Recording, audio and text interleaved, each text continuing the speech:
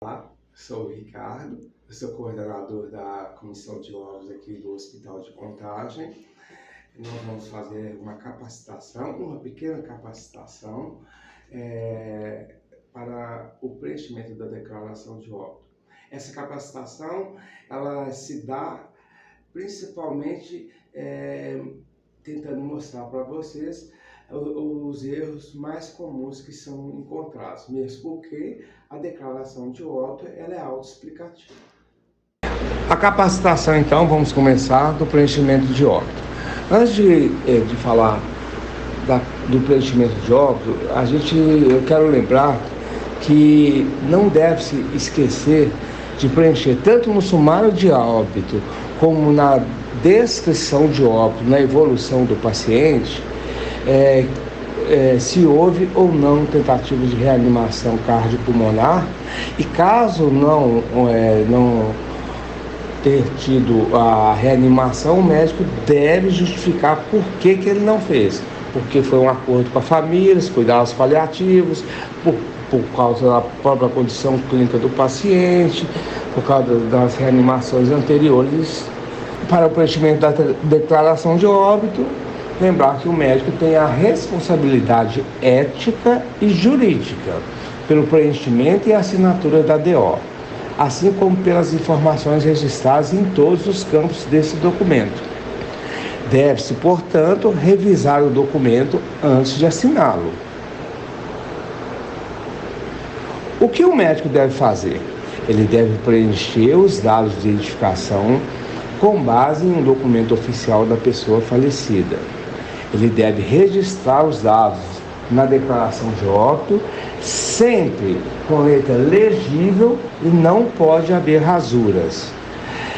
O médico também deve evitar abreviações no preenchimento das causas do óbito, tanto na parte 1 como na parte 2, preferencialmente. O que o médico não deve fazer? Ele não deve preencher a DO sem atestar presencialmente para examinar o corpo e constatar a morte. Ele não deve utilizar termos vagos para preencher as causas da morte, como parada cardíaca, parada cardiorrespiratória, falências múltiplas de órgãos. Isso são modos de morrer e não causa dos óbitos. Sempre que possível, evitar colocar causa desconhecida como causa da morte. Então, a declaração de óbito, ela vem em 3 vias. A primeira via vai para a Secretaria de Saúde, a segunda para o cartório, que vai registrar e autorizar o sepultamento, e a terceira via fica no prontuário do paciente no hospital. Como preencher os quesitos relativos à causa da morte?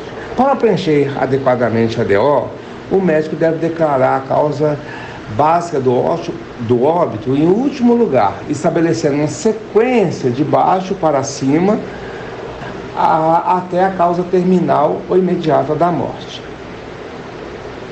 E na parte 2, as comorbidades. Aqui na parte 1 é uma comorbidade por linha. Na parte 2, não, pode colocar mais de uma comorbidade, como hipertensão, obesidade, dislipidemia, AVC, hemorrágico há 11 anos atrás, entre outras coisas, tá? Então, um exemplo, né? É aqui. O preenchimento vai da parte básica, parte D, que é a causa básica do óbito que levou à internação. Depois, o que aconteceu depois? Na letra C, na letra B e depois a letra A, né? E aqui, novamente, a parte 2. Não deve haver, entre um campo e outro, linhas em brancos ou rasuradas. Por exemplo, está sendo muito comum agora, a pessoa preenche a parte D, solta a parte C e coloca a parte B e a parte A. Porque ele coloca, muitas vezes é uma comorbidade, entendeu? Ele pode colocar aqui mais de uma comorbidade, mas ele nunca pode deixar de preencher. É sempre assim. D C, B ou A. Não tem a parte D, então é C, B ou A. Não tem a parte C, é B ou A. Não tem a parte B, somente A. É o que está aqui. A falência múltipla de órgãos é muitas vezes colocada na parte 1A. E é também um capítulo das causas mal definidas. Então, deve-se evitar colocar um diagnóstico impreciso. Em caso de choque séptico, não esquecer de colocar o foco, se houver. Por exemplo, foco séptico de foco pulmonar, choque séptico de foco urinário. Caso não tenha o foco, ele não esteja determinado, então colocar choque séptico de foco indeterminado. Em que situações emitir a ADO? A ADO ela é preenchida em todas as situações. Mas se a morte é violenta, vai ser encaminhada para o IML, cabe ao IML preencher a ADO. Agora, no caso de criança, se a criança nascer viva e morrer logo após o nascimento, independente da duração da gestação, do peso e do tempo que tenha permanecido vivo, deve-se preencher a ADO. Essa parte aqui é muito importante, porque às vezes a criança já nasce morta. Então, se é um óbito fetal, mas a gestação é superior a 20 semanas, igual ou superior a 20 semanas, igual ou superior a 500 gramas, e a estatura igual ou superior a 25 centímetros, tem que se emitir a ADO. A emissão da ADO é facultativa quando não preenche esses critérios aqui, mas a família quer realizar o sepultamento. Então tem que preencher a ADO para ir para o cartório, para depois ir para o cemitério. Então deve ser preenchida a ADO quando a família solicita. Em que situações não emitir a ADO? Não se emite a ADO em peças anatômicas amputadas. Para peças anatômicas retiradas por ato cirúrgico ou de membros amputados, não se emite a ADO. Nesses casos, o médico elaborará um relatório em papel timbrado do hospital descrevendo o procedimento realizado.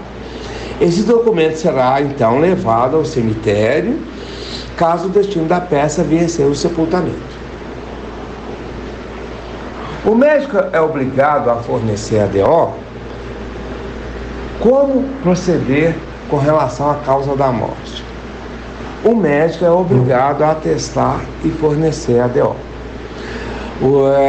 Por exemplo, o paciente chega no pronto-socorro, em seguida tem uma parada cardíaca. São iniciadas as manobras de reanimação sem sucesso. Aí fica aquela dor, mas eu não atendi o paciente, eu não acompanho o paciente. Então, se a morte for violenta, o corpo deverá ser encaminhado ao MF. Se a morte for natural, o médico deve esgotar todas as possibilidades para formular a hipótese diagnóstica, com anamnese e história colhida com familiares. Que muitas vezes o paciente já tem lá, ele já é dependente para as atividades de vida diária, ele já está institucionalizado, não faz sentido, e não tem causas violentas.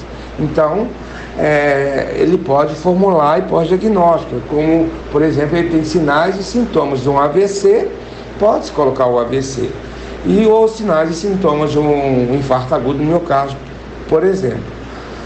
Agora, se persistir a dúvida, o ideal seria levar para o serviço de verificação de óbito. Esse é um serviço que está para ser instalado no estado de Minas Gerais há muito tempo. Já está instalado em vários estados, mas aqui em Minas Gerais ainda não está instalado. Então, caso persista a dúvida, então emite a ADO como causa desconhecida. É possível baixar esse aplicativo do Ministério da Saúde, que é o Atesta ADO, que vai fornecer mais informações e você pode consultar para tirar eventuais dúvidas. Só lembrando, se houver um ou outro pequeno erro, pode se colocar na lateral da DO, tipo assim, campo 11, onde se ler isso é isso. Pequenos erros assim dá para ser consertados.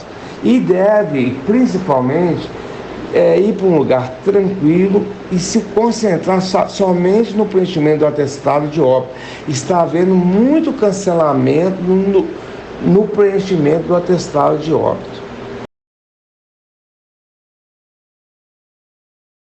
Bom, aí aqui então é o caso em que no preenchimento da declaração de óbito, o médico ele cometeu 2 pequenos deslizes, então ele retificou, né? No caso aqui o item 14, escreveu, retifica o item 14 para o correto, retifica o item 8 para o correto.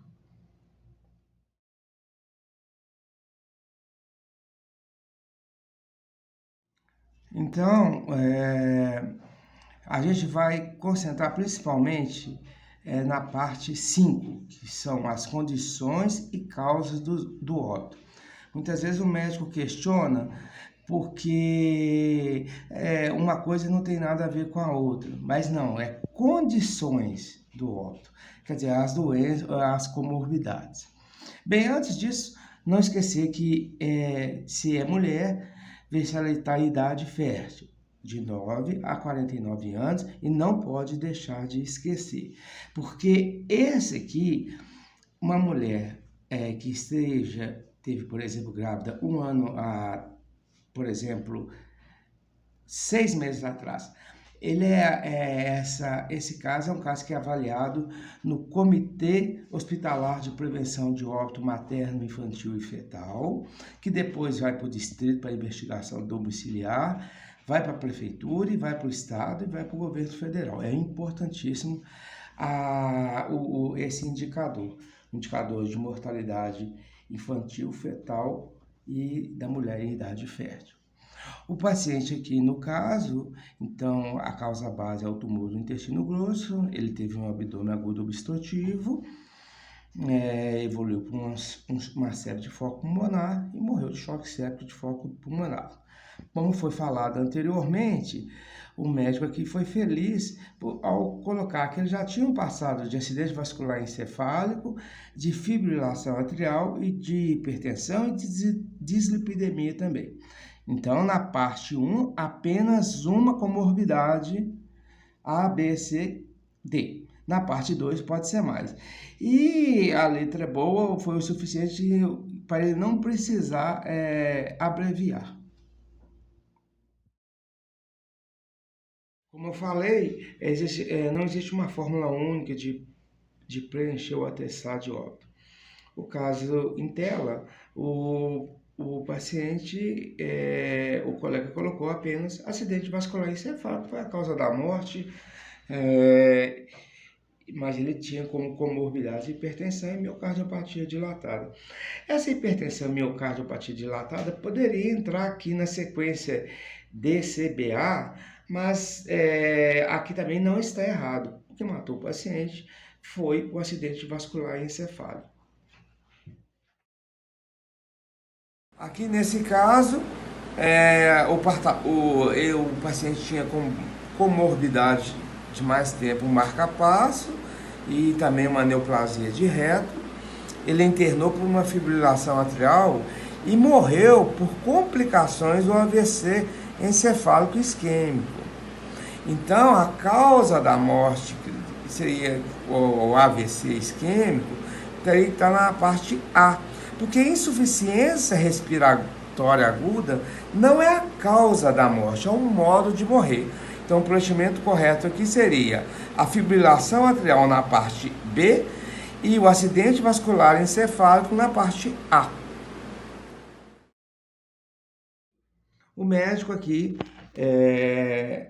nas causas da morte do óbito, parte 1, ele colocou hipertensão arterial sistêmica, encefaleia hipertensiva, pneumonia e choque séptico. Poderia ser choque séptico de foco pulmonar, a mesma coisa. A parte 2, ele poderia ter melhorado ao preencher, porque é um diabetes médio, insulino requerente e que já tem lesão de órgão-alvo, né? Então, poderia também colocar doença renal crônica pré-dialítica. Olha que caso interessante, né? Um paciente diabético e que tem história também de doença renal já dialítica, teve uma fratura de fêmur, que evoluiu com uma osteomielite e um choque séptico refratário. Poderia colocar aqui fratura de fêmur, pós-operatório de correção de fratura de fêmur, osteomielite e choque séptico. Seria bom também. Nesse caso aqui, o paciente, a causa, né, a básica, né, da doença dele é uma neoplasia maligna do colo, que evoluiu para o abdômen agudo e óbito. O que foi deixado de falar aqui é que ele tinha como comorbidade diabetes mellitus tipo 2 e insulino requerente.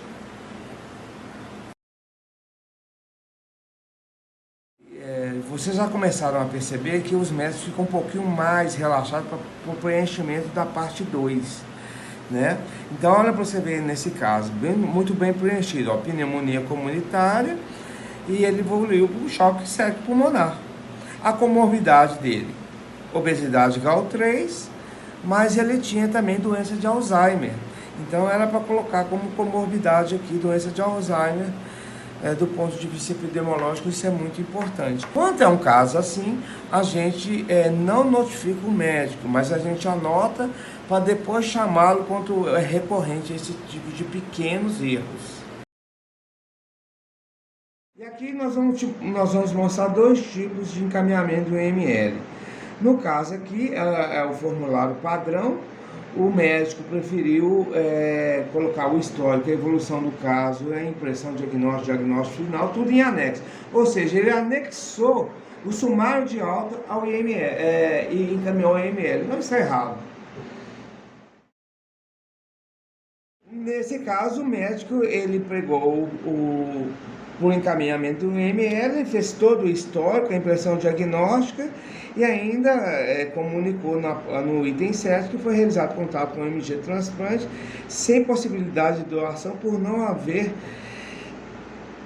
documento de curatela no momento. As referências estão aqui. Eu gostaria de agradecer a comissão de óbito do Complexo Hospitalar de Contagem. Está aqui o e-mail embaixo. Qualquer dúvida, vocês podem solicitar a gente, que a gente vai ter o prazer em tentar resolver. Muito obrigado, espero que tenha sido, essa capacitação possa ter contribuído de uma maneira ou de outra.